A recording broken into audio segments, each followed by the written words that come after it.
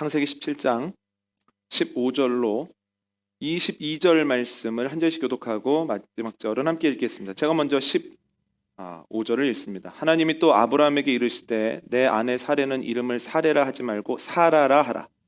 내가 그에게 복을 주어 그가 내게 아들을 낳아 주게 하며 내가 그에게 복을 주어 그를 여러 민족의 어머니가 되게 하리니 민족의 여러 왕이 그에게서 나리라. 아브라함이 엎드려 웃으며 마음속으로 이르되 100세 된 사람이 어찌 자식을 낳을까? 사레는 90세니 어찌 출산하리요 하고 아브라함이 이에 하나님께 아뢰되 이스마엘이나 하나님 앞에 살기를 원하나이다. 하나님이 이르시되 아니라 내 아내 사라가 내게 아들을 낳으리니 너는 그 이름을 이삭이라 하라. 내가 그와 내 언약을 세우리니 그의 후손에게 영원한 언약이 되리라. 이스마엘에게 대하여는 내가 내 말을 들었나니 내가 그에게 복을 주어 그를 매우 크게 생육하고 번성하게 할지라. 그가 12두령을 낳으리니 내가 그를 큰 나라가 되게 하려니와 내 언약은 내가 내년 이 시기에 사라가 내게 낳을 이삭과 세우리라. 하나님이 아브라함과 말씀을 마치시고 그를 떠나 올라가셨더라. 아멘. 아브라함 99세 때, 그러니까 그가 하란을 떠난 지 24년 되었을 때 하나님이 그에게 오셔서 약속을 다시 확인시켜 주십니다. 그러면서 말씀하시기를 너 앞으로 아브라함이 아니라 아브라함으로 살아라, 이름 바꿔주시죠. 나와 계약했다라고 하는 흔적을 몸에 지니고 살아라, 할례를 행해라, 할례를 받아라, 이렇게 말씀하시죠. 너뿐만 아니라 너의 아내도 이제부터는 사레가 아니라 사라로 살아야 된다라고 명령을 하십니다. 이 말을 듣고 아브라함이 생각을 합니다. 나는 이제 100세가 다 되었고 아내의 나이도 90이 가까웠는데 우리가 어떻게 자식을 낳겠는가? 그래서 하나님께 이렇게 이야기를 합니다. 이스마엘이나 하나님 앞에서 살게 해 주십시오. 저는 마음 접었습니다. 그랬더니 하나님께서 아니다. 물론 내가 이스마엘을 돌볼 것이지만 그러나 내년 이맘때쯤에 내 아내 사라가 아기를 낳을 것이다. 그 아기를 통해서 내가 너에게 약속한 모든 것을 이루어 갈 것이다 라고 말씀하십니다. 그리고 나서 하나님께서 그를 떠나 올라가시죠. 우리가 익히 알고 있는 말씀입니다. 여러분, 여러 가지 내용이 나오는데 이 많은 내용 중에서 어떤 것이 기억에 남으십니까? 제가 만약에 아브라함이었다면 하나님과 이러한 만남을 가진 이후에 어떤 생각을 했을까 한번 고민을 해봤는데요. 저는 이렇게 생각했을 것 같습니다. 또 기다리라고? 여러분, 아브라함은 지금까지 기다릴 만큼 기다렸습니다. 24년 기다렸습니다. 이제나 저제나 언제 아들을 낳을까? 언제 약속이 이루어질까? 계속해서 기다렸죠. 그런데 하나님께서 하시는 말씀은 더 기다리라는 거예요. 여러분, 하나님이 아브라함에게 너무하신 것 아닙니까? 왜 이렇게 하나님은 아브라함에게 혹독하실까? 하나님의 말씀대로 살아보려고 하고 하나님이 말씀하시면 순종했던 사람인데 왜 아브라함은 이렇게 혹독한 삶을 살아갈까? 생각하기 쉽지만 성경을 보면 하나님은 아브라함 외에도 적지 않은 신앙의 선배들에게 기다림의 시간을 주십니다. 하나님께서는 요셉을 통해서 야곱의 아들들이 큰 민족이 될 수 있도록 하는 인큐베이터를 애굽 땅에 세우실 생각을 하셨습니다. 그래서 요셉이 어렸을 때에 그에게 꿈을 통해서 말씀하시죠. 너는 지도자가 될 거다. 아버지와 형들도 다 머리를 조아릴 수밖에 없는 위치에 가게 될 거다. 그런데 꿈을 주신 즉시 그것을 행하시지는 않습니다. 요셉이 애굽의 총리 된 것은 그로부터 꽤 오랜 시간이 흐른 뒤 그가 30살 되었을 때에 애굽의 총리가 되었다라고 하는 거예요. 하나님께서 요셉에게 기다림의 시간을 주셨죠. 하나님께서는 모세를 통해서 큰 민족이 된 이스라엘을 출애굽시키고 또한 가나안 땅까지 이동시키실 계획을 가지고 계셨습니다. 그러나 하나님은 모세가 원하는 때에 그를 사용하시지 않습니다. 하나님이 계획하신 때에 그를 사용하죠. 그래서 하나님이 그를 부르신 것은 모세의 나이 40살 때가 아니라 모세의 나이 80살 때입니다. 하나님은 무려 40년을 모세에게 기다리라고 하셨습니다. 하나님께서는 사무엘 선지자를 통하여서 목장집 막내 아들이었던 다윗에게 기름을 부으십니다. 다윗을 왕으로 삼으시고 그를 통하여서 이스라엘에 복을 주시기 위함입니다. 그런데 하나님이 사무엘을 통해 기름을 부으시자마자 다윗이 왕이 되고 그를 통해서 이스라엘이 복을 받은 것은 아닙니다. 그가 왕위에 오른 것은 한참 뒤인 30살 때입니다. 그것도 유다 지파의 왕이 되었습니다. 온 이스라엘의 왕이 된 것은 그로부터도 7년 6개월 뒤입니다. 기름 부음을 받은 지 20년 정도 훌쩍 넘었을 때에 그가 하나님의 계획하신 대로 되었다는 거예요. 이것을 통해 알 수 있는 것, 하나님이 다윗에게도 기다림의 시간을 주셨죠. 주님은 신약에서도 동일하게 일하십니다. 다메섹으로 가고 있는 바울에게 빛으로 주님 찾아가십니다. 눈이 안 보이는 상태에서 기도하고 있는데 하나님이 바울에게 말씀하시죠. 바울아, 너는 내가 택한 그릇이다. 특별히 빚어서 만들었다. 내가 내 이름을 너를 통하여 임금들과 이방인들과 유대인들에게 전할 것이다. 분명히 주님께서 음성을 들려주시고 아나니아라고 하는 선지자를 통해서 확인시켜 주셨는데, 그러나 바울이 그때로부터 말씀을 전해도 사람들이 받아들이질 않는 거예요. 오히려 사람들이 격하게 반응합니다. 갈라디아서 2장에 따르면 그가 하나님 말씀하신 대로 마음대로 말씀을 전하고 말씀을 전하는 가운데서 열매가 열렸던 것은 그가 하나님의 음성을 들은 지 16년 정도 되었을 때입니다. 그러니까 바울에게도 16년이라고 하는 기다림의 시간이 있었다라고 하는 거예요. 성경에는 수많은 기다림들이 있습니다. 그런데 그 중에서 가장 큰 것이 뭐냐면 예수 그리스도와 관련된 기다림입니다. 두 가지인데요. 첫 번째는 뭐냐면 오실 예수님에 대한 기다림입니다. 한번 말씀 찾아볼까요? 이사야 9장 1절과 2절입니다. 이사야 9장 1절과 2절은 구약성서 978면에 있습니다.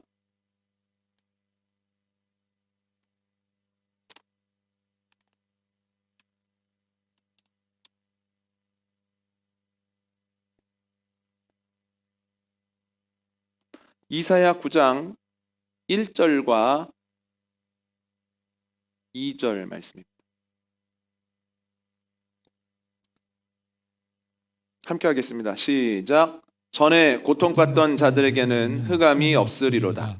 옛적에는 여호와께서 스불론 땅과 납달리 땅이 멸시를 당하게 하셨더니 후에는 해변길과 요단 저쪽 이방의 갈릴리를 영화롭게 하셨느니라.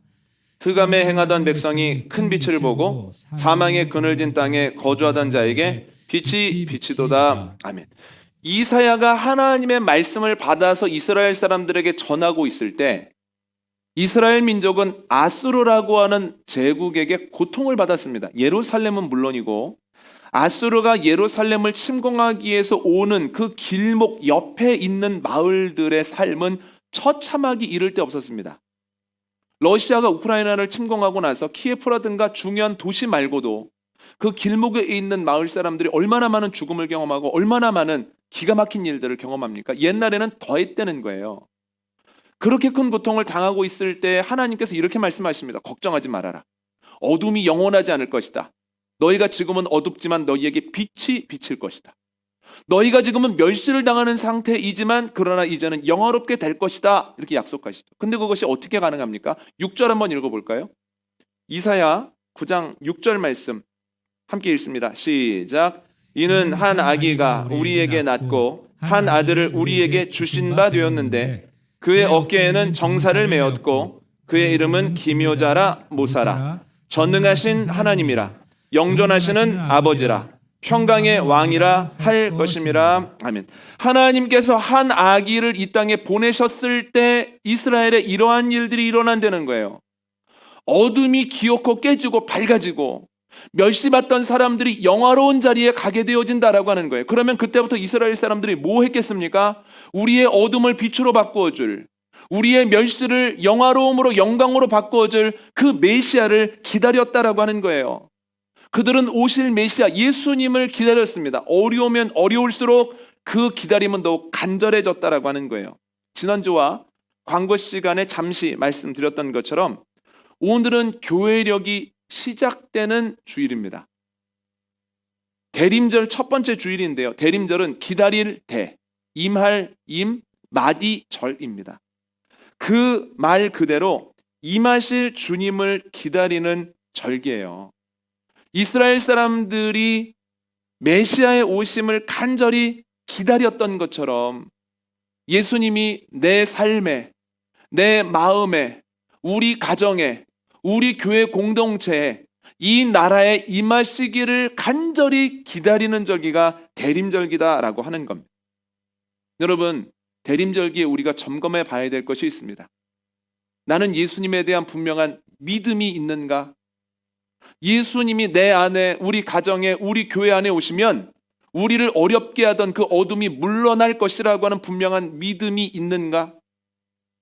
주님께서 나에게 오시면 내가 수치를 당했던 그 장소가 오히려 간증의 장소로 바뀌게 되어질 것을 믿는가? 지금 끝난 것 같았던 그 구루터기가 예수 그리스도의 오심을 통하여서 새순 돋고 다시 큰 나무가 되어지고 큰 열매를 맺을 것을 믿는가? 여러분, 그 믿음이 있어야만 오실 예수님에 대한 그 간절함을 가질 수 있다는 거예요. 여러분, 내가 주님에 대한 믿음이 있는가? 내가 주님을 정말로 기다리는가? 이것을 점검하는 대림절기가 되기를 원합니다. 또 예수님과 관련된 두 번째 기다림은 다시 오실 예수님에 대한 기다림입니다. 말씀 찾아볼까요? 사도행전 1장 10절로 11절입니다. 사도행전 1장 10절로 11절은 신약성서 187면 즈음에 있습니다. 신약성서 187면 즈음에 있는 사도행전 1장 10절로 11절 말씀을 함께 읽겠습니다. 시작. 올라가실 때 제자들이 자세히 하늘을 쳐다보고 있는데 흰옷 입은 두 사람이 그들 곁에 서서 이르되 갈릴리 사람들아 어찌하여 서서 하늘을 쳐다보느냐? 너희 가운데서 하늘로 올려지신 이 예수는 하늘로 가심을 본 그대로 오시리라 하였느니라. 아멘. 예수님께서 승천하시는 모습을 보고 제자들이 넋이 나갔습니다. 그런데 그들이 계속해서 하늘을 바라보고 있을 때 그들 주위에 있었던 흰옷 입은 두 사람이 이렇게 얘기를 합니다. 왜 넋놓고 하늘만 바라보고 있느냐? 이렇게 올라가신 예수께서 그대로 오신다고 하는 것을 기억하고 살아야지.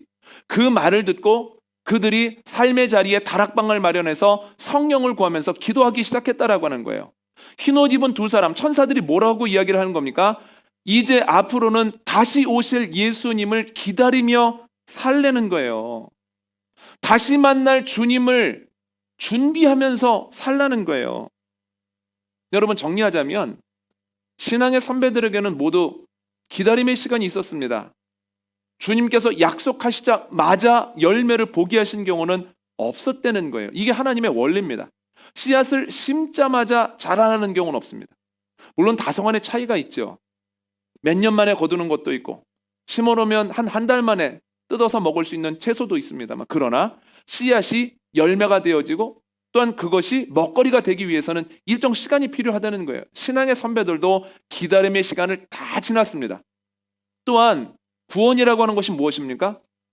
오실 예수님을 기다렸다가 만나는 것이 구원입니다. 예수님 만나는 것이 구원입니다.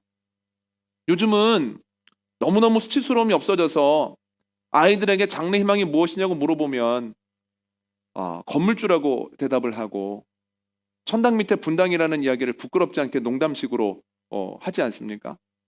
구원이 뭐야? 내가 잘 살고 넉넉해지는 게 구원이야. 이런 말도 심심치 않습니다만 구원은 하나님께 있습니다. 왜냐하면 생명과 구원은 하나님께만 달린 영역입니다. 물질적인 것으로 권력으로도 많은 것을 할 수 있죠. 왜 못하겠습니까? 그러나 분명히 기한이 있고 생명과 구원에 대한 문제에 있어서 돈은 무기력하다라고 하는 거예요. 그것을 분명히 기억하면서 구원은 주님으로부터 온다라고 하는 것을 기억하는 사람들만이 구원의 길을 걸어갈 수 있습니다. 신앙생활이 무엇입니까? 간단합니다. 다시 오실 예수님을 기다리면서 사는 겁니다. 다시 오실 주님 앞에서 부끄러움 당하지 않기 위해서 준비하며 살아가는 것이 신앙생활이다라고 하는 거예요. 여러분, 이 기다림이라고 하는 것 우리의 삶과 무관하지 않습니다. 하나님도 우리의 삶에 기다림을 주시죠.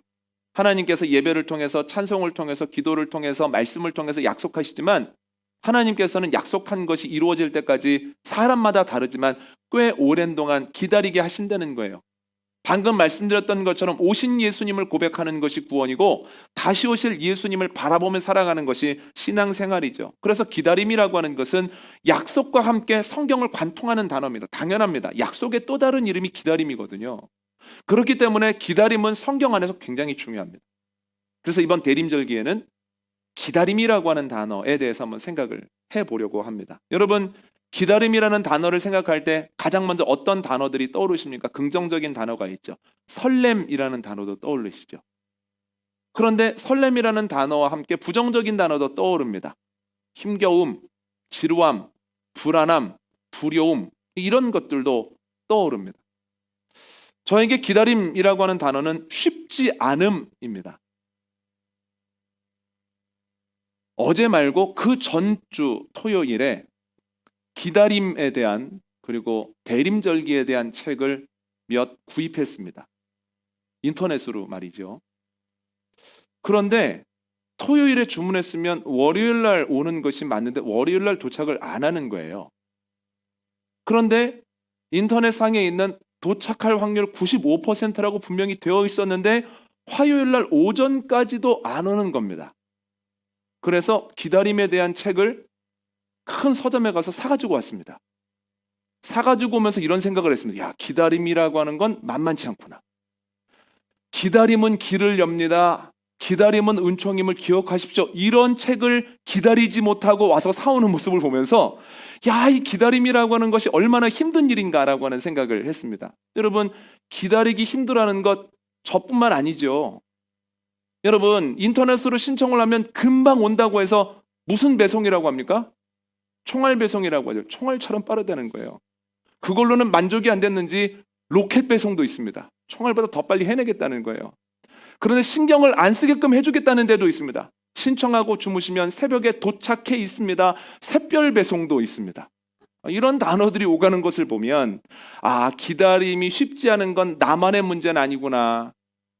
신청했으면 금방 받고 싶고 심었으면 금방 열매를 거두고 싶고 기도 한번 하고 나면 금방 문제가 해결되기 원하는 것이 우리의 삶의 모습이구나 라고 하는 생각을 해보게 됩니다. 그런데 그런 생각이 드는 거예요. 아, 근데 내가 기다림에 대한 설교를 해도 되나? 아니, 기다림에 대한 책을 서점 가서 사왔는데 그 책을 읽고 나눌 자격이 있는가 생각을 하고 책의 첫 장을 딱 폈는데 목사님의 고백을 보면서 큰 위로가 되었습니다. 제가 위로받은 구절을 한번 읽어드립니다. 기다림은 늘 제 가슴에 품고 사는 주제입니다. 기다리는 법을 배우는 것은 최상의 삶의 예술을 배우는 겁니다. 기다린다는 것은 결코 쉬운 일 아닙니다.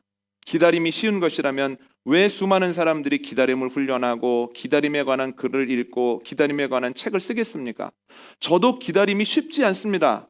기다림이 얼마나 중요한지를 알고 있지만 조급함이 엄습해오면 혼란스러워집니다.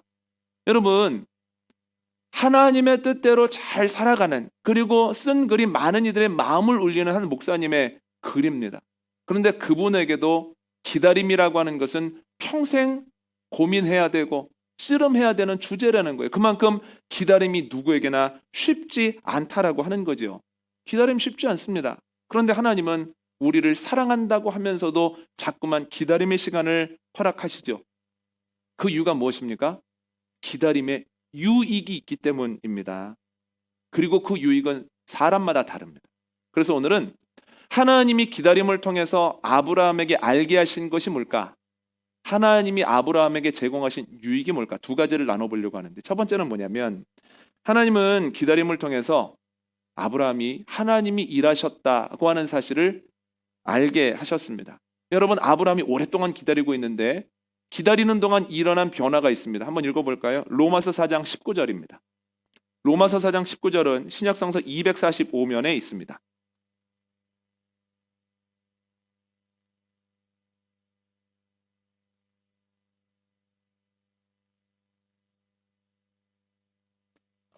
로마서 4장 19절 신약성서 245면에 있는 말씀을 한 목소리로 함께 읽습니다. 시작. 그가 백세나 되어 자기 몸이 죽은 것 같고 사라의 태가 죽은 것 같음을 알고도 믿음이 약하여지지 아니하고. 아멘. 기다리다가 아브라함과 사라의 몸이 약해졌다는 거예요.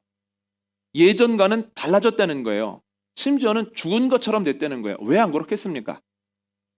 나이 들면서 매해 다르지 않으세요? 앞에 있는 숫자가 달라지면 확연히 달라지시죠? 그런데 24년이 흘렀으니 그의 몸이 왜 안 약해졌겠습니까? 그런데 히브리서는 몸이 약해졌다, 죽은 것처럼 되었다. 여기서 조금 더 나갑니다. 한번 찾아볼까요? 히브리서 11장 11절입니다. 신약성서 365면 즈음에 있습니다. 히브리서 11장 11절 말씀은 신약성서 365면에 있습니다. 함께 읽겠습니다. 시작. 믿음으로 사라 자신도 나이가 많아 단산하였으나 잉태할 수 있는 힘을 얻었으니 이는 약속하신 이를 미쁘신 줄 알았음이라. 아멘. 사라가 단산했다는 거예요. 여러분 175세까지 살았던 아브라함의 수명을 고려했을 때 그가 하란을 떠난 75세는 아기를 낳기에 다소 늦은 감은 있지만 아이를 못 낳는 아이는 아니에요. 지금의 75세로 생각을 하면 안 됩니다. 지금의 75세를 아브라함의 수명을 고려해서 지금 평균 수명 100세라고 생각했을 때 그의 나이가 38.5세밖에 안 됩니다.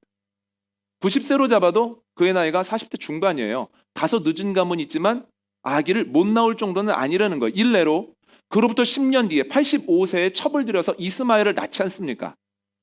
그렇다면 생각해 보십시오.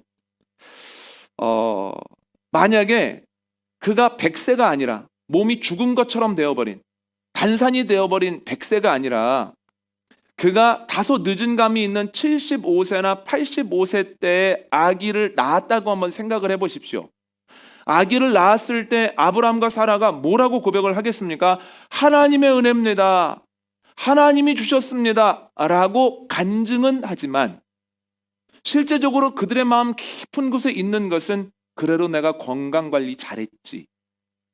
그래도 내가 적절한 시기에 노력을 잘했지.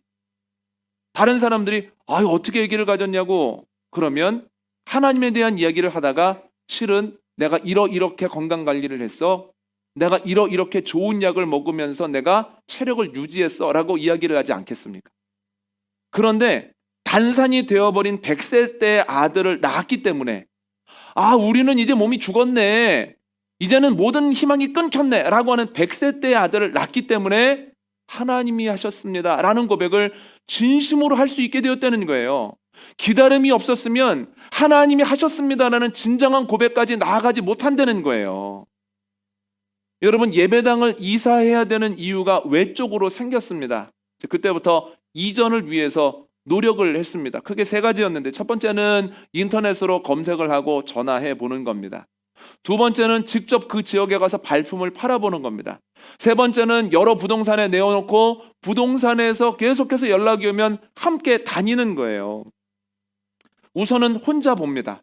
혼자 봤는데 가격, 공간, 위치, 주차시설 등이 괜찮으면 교우분들, 특히 기획위원회 분들과 그 장소를 가보는 거예요. 그 장소를 가서 좋은지 안 좋은지를 한번 생각해 보는 거죠. 그런데 그렇게 지낸 지 몇 개월 정도 되었을 때 교회에서 걸어서 7, 8분 정도 되는 거리에 교회 자리가 하나 났습니다.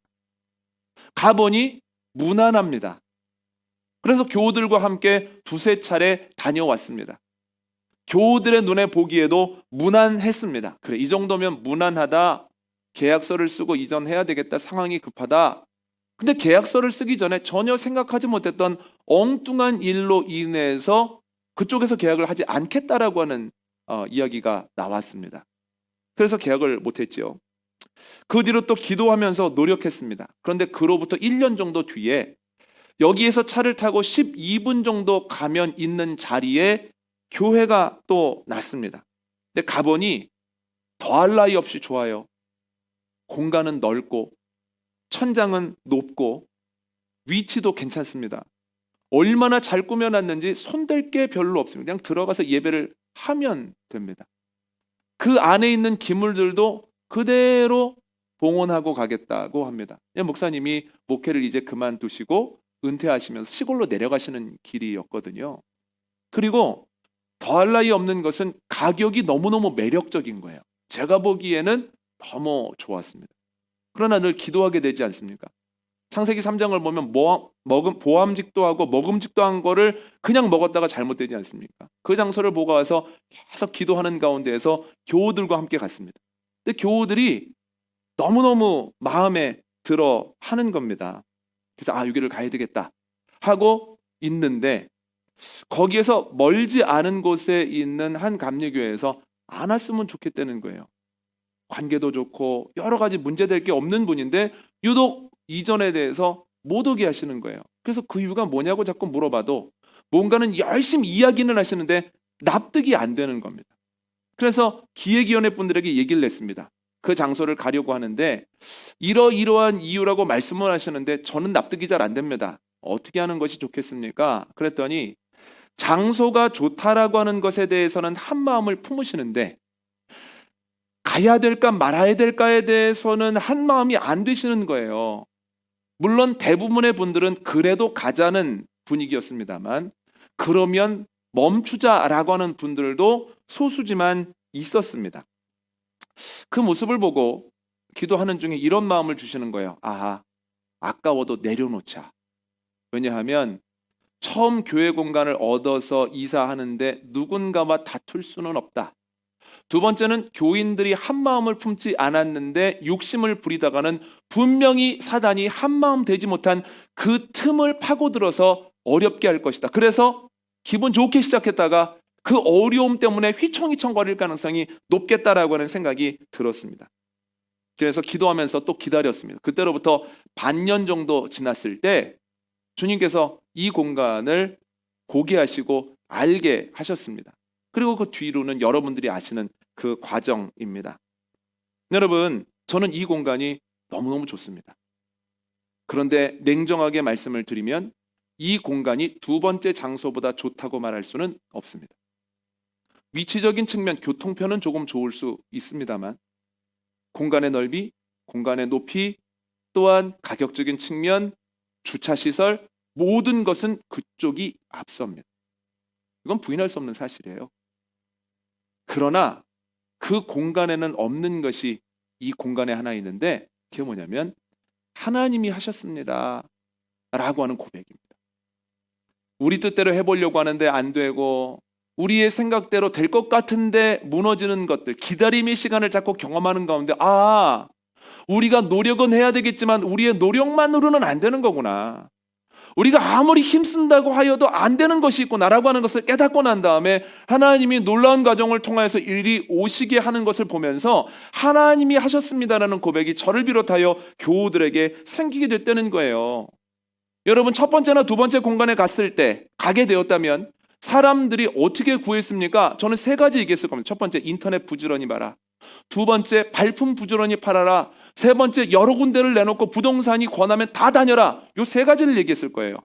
그런데 이 세 번째 공간에 온 이후에는 이 세 가지는 참고에 불과합니다. 물론 이거 해야지요. 인터넷도 봐야 되고 발품도 팔아야 되고 여러 가지로 사람들, 전문가의 도움을 받아야 하지만, 그러나 하나님이 준비하신 장소가 있다라고 하는 것을 확신하고 두려워하지 말고 기다려라 라고 하는 것이 제가 할 수 있는 이야기라는 거예요. 여러분, 기다림의 유익이 무엇인지 아십니까? 하나님이 하셨습니다라고 하는 분명한 고백을 가지게 된다라고 하는 거죠. 여러분, 오랫동안 기다리고 계십니까? 오랫동안 기도하고 계십니까? 소망이 작아지고 있습니까? 소망이 끊어져 버렸습니까? 하나님이 하셨습니다라는 고백으로 이끄실 주님의 은혜를 기대하는 저와 여러분 되시기를 원합니다. 주님께서는 어두웠던 마음을 분명히 밝음으로 바꾸시고 수치스러웠던 장소에서 분명히 상을 차려주실 것이다 라는 거예요. 두 번째는 기다림을 통해서 하나님의 소유임을 알게 되었다는 거예요. 창세기 22장을 보면 하나님이 어느 정도 장성한 이삭을 번제로 바치라고 하십니다. 번제로 바치면 죽는 겁니다. 그럼 아브라함이 하나님 왜 내 아들을 바치라고 합니까? 왜 바쳐야 됩니까? 라고 얘기할 법도 한데 그런 얘기 하지 아니하고 말씀을 듣자마자 이삭을 데리고 하나님 명령하셨던 모리아 산으로 걸어갔다라고 하는 거예요. 여러분, 왜 그럴까요? 왜 아브라함이 하나님의 말씀에 대해서 아무런 말 하지 않을까요? 그 이유는 하나님이 이삭을 주셨기 때문이에요. 여러분, 기다리는 동안 알게 되지 않았습니까? 이건 나와 살아간 것이 아니라 하나님이 주신 아들이구나. 그러면 소유권은 하나님께 있구나. 이삭을 소유하고 계신 하나님이 달라고 하면 다시 드리는 것 당연한 것 아닙니까? 그런데 여러분, 하나님이 이 아이를 소유하고 계십니다라고 하는 믿음을 가지고 있을 때 어려운 상황 속에서 다른 사람들은 하지 못하는 생각을 아브라함이 하더라는 거예요. 한번 찾아볼까요? 창세기 22장 8절 한번 볼까요?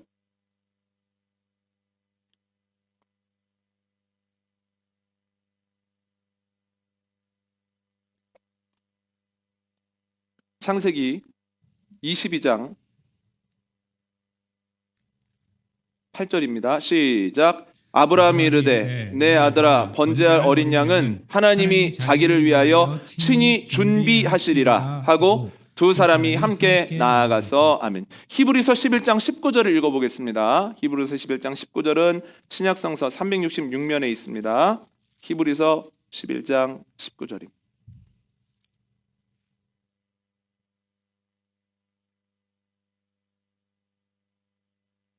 함께 읽겠습니다. 그가 하나님이 능히 이삭을 죽은 자 가운데서 다시 살리실 줄로 생각한지라 비유컨대 그를 죽은 자 가운데서 도로 받은 것이니라. 아멘. 아브라함이 어떤 생각을 합니까? 두 가지 생각을 하는데, 첫 번째, 모리아 산으로 가면서 하나님이 준비하시겠지, 번제하라고 하셨으니 하나님이 번제물을 이미 예비해 놓으셨겠지. 두 번째는, 만약에 번제물이 준비되어 있지 않아 내가 이삭을 번제물로 드렸다고 할지라도 하나님이 이삭을 살려내시겠지, 나에게는 방법이 없지만 하나님이 그렇게 하시겠지라고 하는 믿음을 가지고 나아가더라는 거예요. 하나님이 준비하시겠지, 하나님이 하시겠지라고 하는 믿음을 가지고 있을 때 다른 사람들은 울고 낙심하고 좌절할 만한 상황에서도 아브라함의 마음속에는 기대감이 있더라는 거예요. 그 믿음과 기대감이 어디에서 나왔습니까? 100세가 될 때까지 몸이 죽어가는 과정 가운데에서 그 기다림을 통하여서 하나님이 하신다는 것과 하나님이 가지고 계신다고 하는 것을 깨달았기 때문입니다. 그런데 이 경험을 하고 나니까 아브라함의 마음이 얼마나 편안한지요. 하나님 준비해 놓으셨잖아요. 그 뒤로도 어떤 일이 있을 때마다 하나님이 준비해 놓으셨겠지, 하나님이 하시겠지라는 믿음의 고백을 가지고 갑니다. 여러분, 그 고백이 없다면 얼마나 이삭을 볼 때마다 아깝겠습니까? 아들 하나인데 그냥 금이야 오기야 하면서 넘어질까 쓰러질까 바람에 날아갈까 고민될 거 아닙니까? 그런데 하나님이 주셨고 하나님의 소유다라는 생각을 하면서 이삭을 볼 때마다 이상한 평안함이 아브라함에게 있더라는 거예요. 언제까지 그러냐면 아브라함의 노년까지 그렇습니다. 창세기 24장을 보면 늙은 종을 보내면서 그래 이삭이 결혼할 사람을 데리고 와라 그러는데, 이 뉘앙스를 잘 읽어보면 늙은 종에게 야, 먼 땅에 가서 신부감 좀 골라와라 이런 느낌이 아니라 먼 땅에 가서 하나님이 준비한 사람을 데리고 와라 이런 느낌입니다. 왜 그렇습니까? 하나님은 그의 소유를 책임지시기 때문입니다. 여러분, 기다림을 통해서 하나님이 하셔, 하나님의 소유야 라고 하는 분명한 고백을 가지게 되는 저와 여러분 되시기를 원합니다. 여러분, 코로나 이후에 여러 가지 변화들이 사회에 생겼습니다. 교우들이 이 어려운 상황 속에서 어떻게 헤쳐나갈까 걱정이 됩니다. 교회도 큰 변화를 겪습니다. 코로나 이후에 처음 이렇게 의자를 배치한 거예요. 의자 하나 돌아오는 것도 만만치 않고 예배 하나 되살리는 것도 굉장한 고민을 하게 만듭니다. 그런데 그 불안함이 엄습할 때마다 참 감사한 것이 있습니다. 교회를 개척할 때, 예배당을 이전할 때의 일들을 생각나게 하시면서 그래, 그때도 하나님이 하셨지, 이 교회는 하나님의 거지, 그러면 하나님이 준비하시겠지, 하나님이 책임지시겠지 하는 마음을 갖는 순간 이 마음속에 큰 평안함이 임한다는 거예요. 여러분, 앞으로 우리가 무엇을 경험할지는 알 수 없지만 하나님께서 하시고 우리는 하나님의 소유입니다. 하나님이 책임지실 것을 기억하는 가운데에서 평안함을 누리는 은혜가 저와 여러분에게 있기를 원합니다. 오늘 말씀 정리합니다. 하나님은 그의 사람들이 기다림의 시간을 갖게 하십니다. 여기서 더 나아가 기다림은 성경의 주된 내용입니다. 구약은 오실 예수님에 대한 기다림이고 신약은 다시 오실 예수님에 대한 기다림입니다. 기다림 쉽지 않습니다. 그러나 주님께서 그의 사람들에게 기다림을 명하시는 이유는 기다림에는 유익이 있기 때문입니다. 아브라함의 기다림에도 두 가지 위기 있었습니다. 첫 번째는 아브라함은 기다림을 통해서 하나님이 하시는구나, 하나님이 주셨구나를 깨달았고, 두 번째는 하나님이 소유자시구나, 하나님이 책임지시겠구나라는 믿음을 갖게 되었습니다. 여러분, 기다리고 계십니까? 하나님이 하시겠지, 하나님의 소유지, 하나님께서 준비하시겠지, 이 믿음으로 나아가는 은혜가 저와 여러분에게 있기를 원합니다.